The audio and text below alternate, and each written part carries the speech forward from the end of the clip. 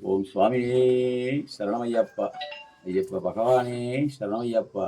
இந்துமலை வாசனே சரணமையப்பா. வருத்தினத்தம் ஐயப்பன் ஆலயத்தில் தருமபுரி மாவட்ட ஐயப்ப பக்தர்கள் சேவை சங்கத்தின் சார்பாக 14ஆம் ஆண்டு உற்சவர் கிரிவல ஊர்வலம் நடைபெற உள்ளது. அது சமயம் தருமபுரி மாவட்டத்தில் உள்ள அனைத்து பக்தர்களும் அனைத்து குருசாமிமார்களும் இந்த விழாவில் கலந்து கொண்டு இந்த விழாவை சிறப்பிக்க வேண்டுமென முதலில் பணிவோடு கேட்டுக்கொள்கிறோம். இந்த விழாவானது ஐயப்பனுடைய அருளாலே 14ஆம் ஆண்டு நடைபெறுகிறது.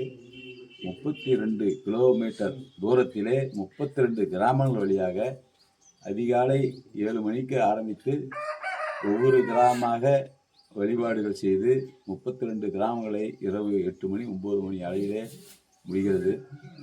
இதுக்கு நீங்கள் தவறாமல் இந்த பூஜையிலே கலந்து கொள்ளும்போது திருவண்ணாமலை கிரிவல பூஜையிலே கலந்து கொள்ளுகின்ற அந்த பக்தி இந்த ஒரு நாள் கிரிவல பூஜையிலே கிடைக்கிறது.